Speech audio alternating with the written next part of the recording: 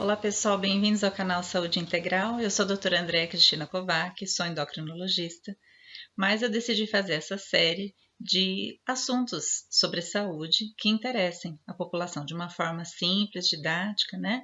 E hoje nós vamos continuar falando do sistema digestivo ou digestório. Eu já falei sobre o refluxo, vou trazer aqui o desenho que eu sempre trago para vocês, né?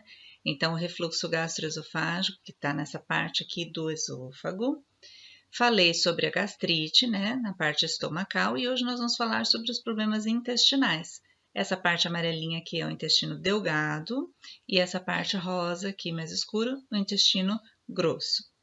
Então, os problemas que acometem o intestino, eles têm a ver com absorção, porque o intestino é um órgão destinado a fazer a absorção dos alimentos que nós comemos, dos líquidos, né, e também o processamento deles para que aquilo que não for utilizado seja eliminado. Então, é um órgão de absorção e de excreção. Todo esse processo da digestão já começa a acontecer desde a boca, né? Porque existem enzimas na língua, na saliva, que fazem com que já o amido comece a ser processado. Bom, aí a gente engole o alimento no estômago, é eliminado um ácido para que sejam quebradas as moléculas e fique mais fácil para ter a absorção. Quando chega naquela parte deixa eu mostrar aqui, ó, tá vendo do duodeno? Aqui nós temos também enzimas que são jogadas ali no lúmen intestinal, ou seja, naquela parte oca, né, do intestino. Essas enzimas vão quebrar, vão delimitar e vão ajudar a absorver os alimentos. Tanto nessa parte aí, tanto da parte intestinal quanto da parte da bile, né, da vesícula biliar, também é colocado ali elementos para ajudar na digestão. E o pâncreas também com o chamado suco pancreático, que são mais enzimas ali. Então, nessa parte do duodeno, ali já são jogadas muitas enzimas para ajudar no processo de quebra e de absorção de cada partezinha do alimento, de cada molécula do alimento que nós comemos. Ao longo do intestino, depois do duodeno, vem o jejuno e depois o íleo, que são partes do intestino delgado. Ali também vai continuar sendo feita a absorção. Dentro do intestino é como se ele tivesse várias preguinhas. Para quê? Para que aumente a superfície de absorção. E aí, nessa parte, é absorvido todo o nutriente que nós necessitamos e depois, aquilo que não vai sendo absorvido, vai sendo encaminhado para o intestino grosso, onde no intestino grosso vai haver toda a parte de absorção de água, de eletrólitos, uma troca ali de absorção. O que não for absorvido vai ser eliminado. Então, nós vamos falar sobre os distúrbios que podem acometer todo esse trajeto, que são as doenças intestinais. A primeira coisa que pode acontecer aqui no duodeno é um excesso de ácido eliminado aqui e pode causar úlceras duodenais. Lembra que a gente falou da gastrite, que era um excesso de ácido no estômago? Pois é, essas úlceras que acontecem aqui, ou a gastrite, né? O mesmo mecanismo pode acontecer aqui no duodeno.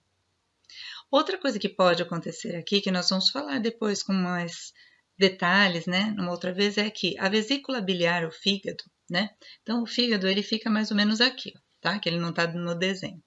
E ele tem a vesícula biliar, que é um saquinho ali onde fica acumulada a bile, que é uma enzima digestiva. É como se a bile fosse um detergente. Então a gente come gordura e aí o organismo elimina a bile ali para estar quebrando ali as moléculas de gordura, ajudando na absorção dessa gordura. Então ali naquele pedacinho, o que acontece? Às vezes a pessoa tem pedra na vesícula. E pequeninas pedras podem, na hora que está saindo para chegar ali no duodeno, no pâncreas, podem entupir esses canaizinhos e causar inúmeras inflamações ali. Inclusive, o quadro inflamatório disso é bem grave. Portanto, se você tem pedra na vesícula, já agende a sua cirurgia. Tem que retirar essa pedra, porque se ela entupir ali, aí é uma cirurgia de emergência. Mas a gente vai falar sobre vesícula biliar e fígado numa outra vez. Bom, mas ali naquele pedacinho, então, do duodeno, podem ter as úlceras, podem ter essas inflamações por cálculos biliares, e na parte do restante do intestino. Então, aqui o intestino delgado, né? O jejum e o ilho. Aqui podem ter as famosas síndromes de má absorção. Ou seja, tem algumas inflamações que acometem tanto o intestino delgado, que é aquela parte amarelinha, quanto o intestino grosso, que fazem com que a absorção não seja feita adequadamente. Então, por exemplo, doenças inflamatórias do intestino. É como se dentro ali da parte do intestino tivessem pequenas feridas ou estivesse bem inflamado e aí ele não consegue fazer a absorção corretamente. Quais são os sintomas disso? Diarreia, dor abdominal, cólicas importantes, formação de gases. Então, isso acontece por conta de não conseguir absorver adequadamente. Então, o alimento, em vez de ser absorvido, ele fica ali atrapalhando, né, o lume intestinal, e essa inflamação causa toda essa dor, esse desconforto. Isso pode acontecer tanto no intestino delgado quanto no grosso. E o nome dessas inflamações são doença de Crohn, retocolite ulcerativa. Então, tudo isso tem a ver com a inflamação do intestino. A retocolite, ela tem mais a ver com a parte do intestino grosso, aqui, ó, começa aqui no reto e vai subindo. E a doença de Crohn, ela pode acontecer em várias partes do intestino. Qual é a causa dessa inflamação do intestino? Então, não se sabe ainda. O que se discute é que tem uma tendência hereditária e também a imunidade pode estar alterada. Por alterações autoimunes, né? Pode ter uma inflamação localizada ali em algumas células. Pode ter a ver também com o fator emocional que influencia tanto na imunidade como esse processo inflamatório. Também existe a síndrome do intestino irritável. Vocês já ouviram falar? Quando a pessoa fica muito nervosa, ansiosa, ou uma pessoa que já tem uma personalidade mais ansiosa, mais nervosa, ela tem muita diarreia, muita dor abdominal, muita cólica. Por quê? Nesse caso, não tem as lesões de inflamação, mas a funcionalidade do intestino acaba sendo acelerada, né? Assim, como se tivesse uma alteração no peristaltismo, ou seja, na forma como o intestino faz o seu movimento. E também, como às vezes passa muito rápido o alimento por conta do movimento está acelerado, também não tem uma absorção adequada e dá diarreia. Né? Então, veja como o fator emocional é importante nas questões intestinais, é muito relacionado. Outra coisa que pode acontecer é assim, quando o intestino delgado termina, ele vai dar aqui, ó, ele desemboca, né, o íleo, que é a última parte do intestino delgado ou fino, ele desemboca no intestino grosso aqui, no cólon ascendente, que a gente fala. E nesse cólon tem, não sei se dá para vocês verem aí, tem uma partezinha pequenininha aqui que desce, fininha. Esse é o apêndice. O apêndice nada mais é do que uma invaginação do intestino, ou seja, como se fosse assim um saquinho bem fininho que sai ali no comecinho do intestino grosso. Quando esse pedacinho inflama, ou por exemplo, entram ali resíduos alimentares que depois não saem, podem causar inflamação, ou às vezes até por processos, como eu falei, né, inflamatórios idiopáticos. Se essa apêndice inflama, geralmente, né, como o intestino é um local que tem bactérias, também fica infectado e, na maioria das vezes, tem que ser feita a cirurgia de emergência para que essa inflamação, infecção não se espalhe para o restante do abdômen e causando até uma infecção generalizada. Então, a apendicite é um desses problemas que ocorrem por inflamação do intestino, ali no comecinho do intestino grosso, né? Aí, como eu falei, tem o cólon ascendente, o transverso e o descendente. Então, aqui no intestino, quais os problemas que podem ter? Aquela doença inflamatória que eu falei, os divertículos, já ouviram falar sobre a diverticulose ou a diverticulite, né? A diverticulose é a doença onde existem divertículos no intestino. Divertículos são pequenas bexiguinhas pequenas que entram para dentro, né, da parede do intestino. Então, em vez do alimento estar correndo ali num canalzinho, né, normal, ele tem ali algumas invaginações, vai para dentro alguns pedacinhos da mucosa e ali entram alimentos e acaba inflamando. É como se você estivesse numa rua e tivesse alguns buracos, né? Quando chove, a água fica acumulada ali naqueles buracos.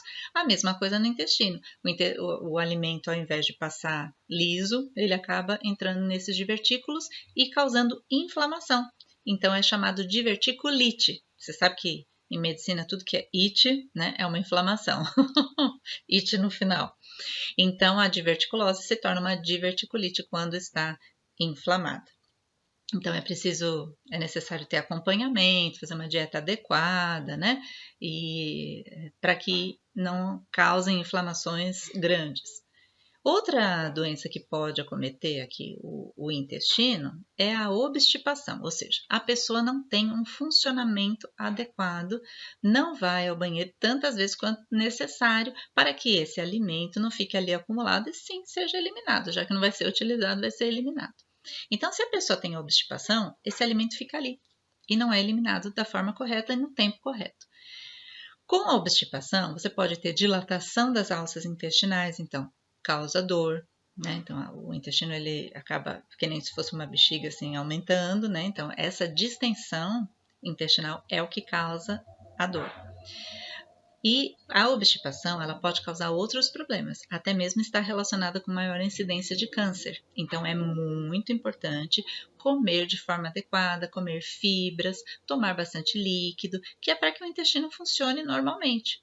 Né? E quando tem essa obstipação, então, além de ser relacionado às vezes com tumor, pode também ter a famosa hemorroida, que é o quê? O aumento ali, né, da pressão para a evacuação faz com que as veias, né, dessa parte aqui final do intestino, né, do reto, fiquem dilatadas, aumenta-se a pressão ali, então elas dilatam mais e aí elas acabam saindo para fora. Tá? Então, a hemorroida nada mais é do que veias que são dilatadas e que, por elas estarem muito dilatadas com a pressão muito aumentada da obstipação intestinal, do intestino preso, elas acabam saindo para fora do orifício anal. Então, isso causa muita dor, causa inflamação e às vezes até trombose dessa veia, que é perigoso e tem que operar. Então, para evitar tudo isso, é necessário ter uma alimentação adequada, com verduras, com legumes, com frutas, de preferência alimentos crus, né? Pode ser também a verdura cozida, mas o cru ele tem uma fibra que funciona melhor para essa parte do funcionamento intestinal. Alguns cereais, barrinhas, né, de cereais integrais. Alimentos integrais ajudam mais o intestino do que alimentos refinados. Por quê? Porque eles têm, por exemplo, os grãos têm aquela parte da casquinha, tem fibras a mais. Então, isso vai ajudar também no funcionamento intestinal. Então, essas são algumas doenças assim mais comuns que acometem o intestino e vocês já viram aqui por que elas acontecem. Então, vamos recapitular. O duodeno acontece porque tem um aumento, né, aquelas alterações de úlceras duodenais, porque tem um aumento de ácido do estômago. Então, para isso, você precisa controlar a acidez do estômago.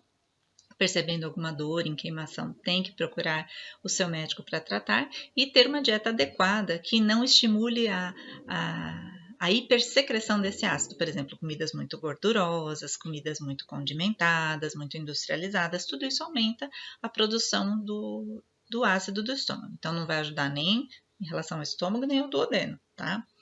Depois, a parte da vesícula, do fígado. A obesidade e o aumento de gorduras também faz com que aumente a produção de pedras na vesícula. Então, olha só, alimento gorduroso não faz mal nunca. A gente já falou sobre colesterol uma outra vez, sobre doenças do coração. Então, alimentos gordurosos nós temos que evitar mesmo. Depois, continuando, na parte intestinal de absorção, muito é relacionado com o fator emocional. Então, trabalhar o lado emocional para que você tenha uma absorção adequada ali e se alimentar de forma correta. Outra coisa também que eu acabei não falando aqui da parte intestinal é que muitas vezes nós temos as doenças infecciosas, né? Você come algo que te fez mal. Você come algo contaminado por vírus ou por bactérias. Nós chamamos de gastroenterocolite aguda. Nossa, que nome, né? Porque é veja, gastroenterocolite aguda, causada por vírus ou bactérias. Isso são alimentos contaminados, então muito cuidado também ao se alimentar. Cuidado quando você come fora de casa. Você tem que tomar cuidado, principalmente com alimentos gordurosos, olha eles aí de novo, com maionese, com chantilly, com doces cremosos, tomar cuidado como está condicionado o alimento, né? Então, tomar cuidado com o que é oferecido para você como alimento, para evitar essa doença intestinal infecciosa. Ok? Que também pode dar febre, pode dar diarreia, pode dar vômito, pode dar muita cólica abdominal, né? E às vezes tem que ser tratado com antibiótico, às vezes é só hidratação, manter ali uma alimentação leve, que se for viral, o próprio organismo se encarrega de melhorar. Mas existem algumas infecções bacterianas, por exemplo, a salmonelose, que às vezes é necessário antibiótico. Então, para saber isso, qualquer sintoma intestinal, procure o seu médico. Outra coisa que eu também não falei é que, por exemplo, você pode ter também como doenças intestinais as verminoses, né? Que são alimentos também contaminados, mas aí mais por protozoários, vermes, por exemplo, saladas mal lavadas, né? Verduras mal lavadas. Carnes não bem cozidas ou assadas, né? Carnes cruas, principalmente a do porco, e inclusive pode dar até problema cerebral, a carne de porco mal cozida. Pisar descalço em locais que podem conter vermes também você pode pegar através da pele, ele vai se instalar lá no intestino. Então, as verminoses também podem ser evitadas com medidas adequadas de higiene. E, por fim, como eu tinha falado, as doenças do intestino grosso, evitar a obstipação, comer bastante fibra, tomar líquidos. Qualquer alteração diferente que você sinta no seu funcionamento intestinal, procurar atendimento médico. E se a pessoa que tem hemorroida perceber muita dor, que está endurecido o local, tem que procurar também rapidamente, porque pode ter acontecido uma trombose, e aí você precisa fazer a cirurgia.